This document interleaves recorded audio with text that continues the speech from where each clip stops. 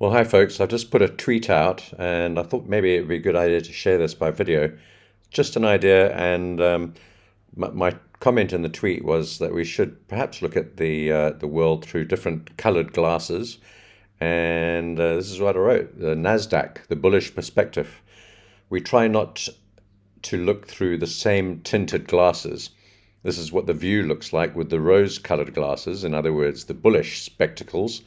And it's worth trying them on. The world looks very different. And I've got this chart that I'm showing you in the video right now. And this is the NASDAQ. This is where we are today. It's a little bit easier to explain on video. What looks like a hanging man candle there today might not turn out to be a reversal, even though it's tempting. And it's possibly worth trying small shorts here, which we might have a go at when the market opens. But when you look at it from the bullish perspective, we do have a triple bottom, and a pretty convincing one. We saw a triple bottom on gold a little while back, and it's not dissimilar.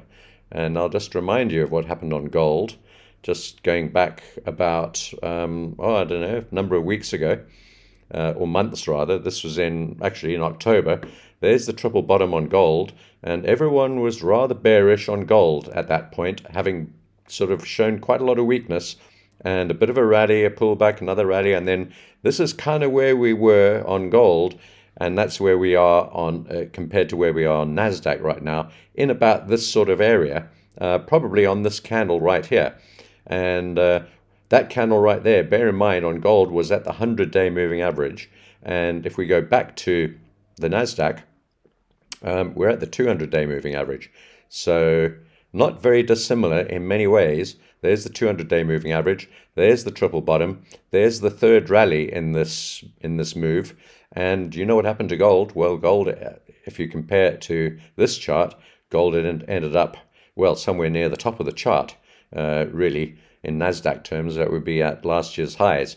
But I'm not saying we're going to get there at all. But we have this 50% retracement of this entire bear move at 13,600, call it, thereabouts there.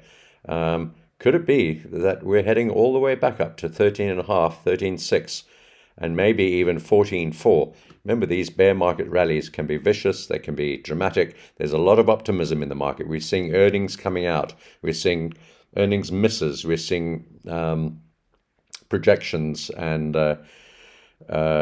forward projections from the none of them looking very good, but yet the market's holding up. We've seen, I've just stolen this from someone else's video, Boeing and Google and Microsoft and Tesla and so on, all not great, but rallying straight afterwards. So I don't know. Could we be seeing this in NASDAQ? NASDAQ's second in the chart leaders at the moment in terms of growth, up about 8 to 9% this year already.